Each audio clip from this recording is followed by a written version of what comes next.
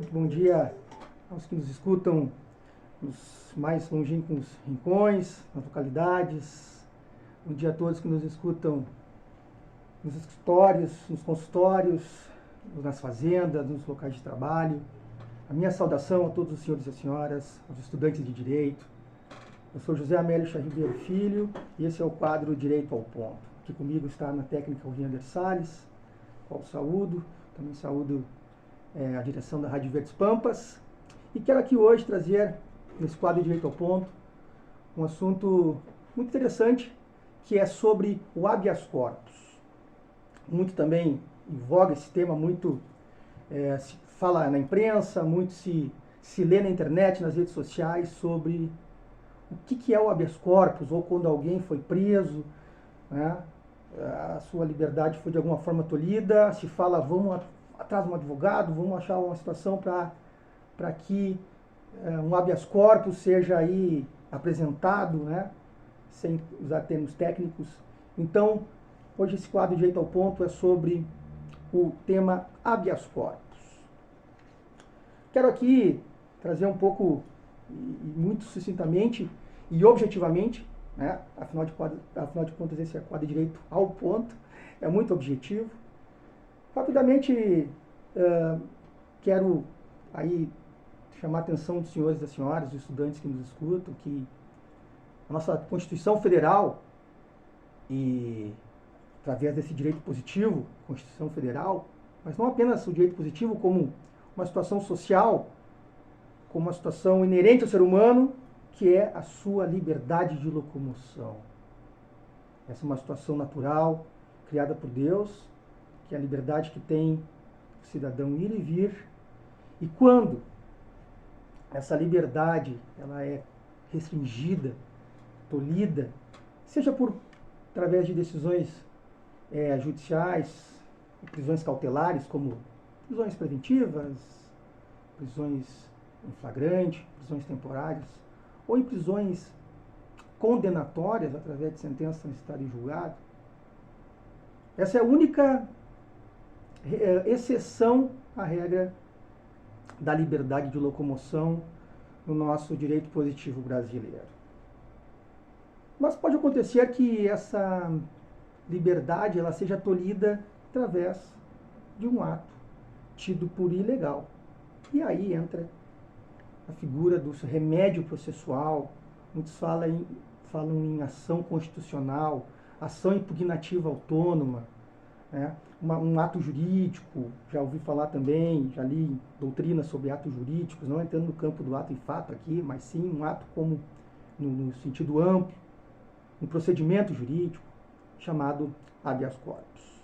Essa expressão habeas corpus, né, ela é do latim, que quer dizer, aí numa tradução bem objetiva, tome o corpo. Na Roma Antiga, já era expedida essa ordem de habeas corpus com o fim de que fosse levar a pessoa presa até o juiz para o julgamento. E com o passar do tempo, firmou-se esse vocábulo habeas corpus junto com a ideia inerente de liberdade do indivíduo. O habeas corpus ele não surgiu no Brasil, ele surgiu na Inglaterra, através da Magna Carta, lá em 1215. No Brasil, ele surgiu, esse remédio jurídico, essa ação impugnativa autônoma de habeas corpus, surgiu no Código de Processo Penal, foi instituído, normatizado no direito positivo, no ano de 1832, lá no artigo 340, aos que gostam de ouvir as histórias do direito, as histórias sobre as leis no Brasil. E a Constituição Federal Brasileira estipulou o habeas corpus lá no ano de 1891, foi a primeira vez que foi citado, foi instituído, normatizado uma Constituição, foi no ano de 1891, foi normatizado o remédio de habeas corpus. Portanto, ele é um remédio constitucional utilizado para garantir a liberdade de um indivíduo quando ele foi ilegalmente preso ou está sofrendo a ameaça de ser tolhida a sua liberdade. Portanto, aqui se usa a situação do habeas corpus na modalidade preventiva, como a lei estipula, que a preventiva é quando se está na ameaça, alguém se achar na ameaça de sofrer essa liberdade, sofrer esse tolhimento de liberdade, ou na forma liberatória ou repressiva, quando a pessoa já está com a liberdade restrita.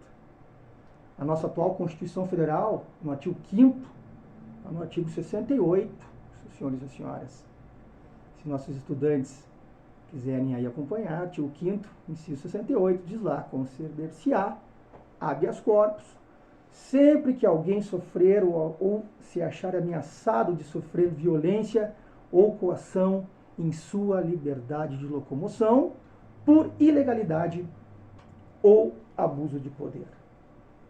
Habeas corpus também é normatizado no nosso atual Código de Processo Penal, artigo 647, 667, e se encontram aqui, é importante grifar, porque também se perguntam muito as figuras de linguagem, os personagens do habeas corpus. Aqui se encontramos basicamente 4, que é o impetrante, alguém que está apresentando ou impetrando a ordem, o remédio constitucional de habeas corpus, o paciente, que é aquele que está sofrendo ameaça à sua liberdade ou já está com a sua liberdade restrita, o coator, aqui na figura sempre do funcionário público, autoridade coatora, e o detentor, que é quem está na custódia, vamos dizer assim, da liberdade desse indivíduo, que muitas vezes se confunde a figura do coator com o detentor.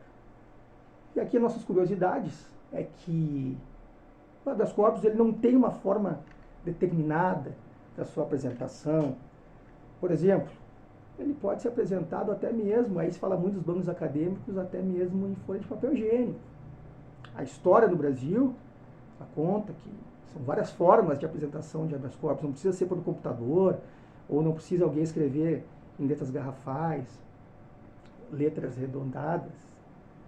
Ela pode ser apresentada de qualquer forma, desde que haja entendimento por parte da autoridade que está tendo conhecimento desse pedido de habeas corpus. Também ela não é obrigatória a presença de um advogado para ser apresentado o habeas corpus. Qualquer pessoa pode impetrar o habeas corpus, por lógico, que é sempre recomendável, né, a figura, aí, portanto, de um advogado no Brasil, para que se apresente esse pedido. Até mesmo, né, por curiosidade, o paciente, a pessoa que está sofrendo essa ameaça à liberdade, ou que já sofreu o tolimento dessa liberdade, até mesmo essa pessoa, o paciente, ele pode, por si, ele manejar, ele fundamentar, ele apresentar o pedido de habeas corpus, esse remédio constitucional. Portanto, as figuras mais importantes dentro do direito brasileiro, eu gosto sempre de grifar que dentro do direito a gente trabalha não apenas na área da saúde, trabalha com a vida, mas também dentro do direito, a advocacia, dentro da justiça, eu vou usar esses termos amplos para não restringir muito, se trabalha também com a vida das pessoas, por isso a responsabilidade do operador do direito, porque se trabalha com patrimônio, com a vida das pessoas, e aqui é uma figura, o habeas corpus, que trabalha diretamente com a liberdade de locomoção do indivíduo, que é o direito fundamental de ir e vir. Não posso deixar, por fim, de fazer um paralelo, como cristãos que somos, com a Bíblia. Apesar de que é muito difícil, né, nós acharmos a figura do habeas corpus na Bíblia. A Bíblia é um grande livro, não apenas cristão, conta situações, por óbvio, cristãs, mas também é um grande livro de ensinamentos jurídicos, que constam ali a criação de leis, do direito, como já foram em outros quadros aqui comentados. E a figura do habeas corpus na Bíblia é realmente um pouco mais restrita, mas há entendimento, qual eu concordo muito, que diz que o sacrifício de Jesus foi o nosso habeas corpus. Porque a humanidade pôde constatar que se o Filho, que é Jesus, nos libertar, verdadeiramente nós seremos livres. Está lá em João 8,36. Portanto, com todas as vênias aos que discordam dessa situação, inclusive teólogos, eu entendo que que sim, que podemos dizer que o primeiro habeas corpus e o mais importante de todos foi com o sacrifício de Jesus que libertou toda a humanidade.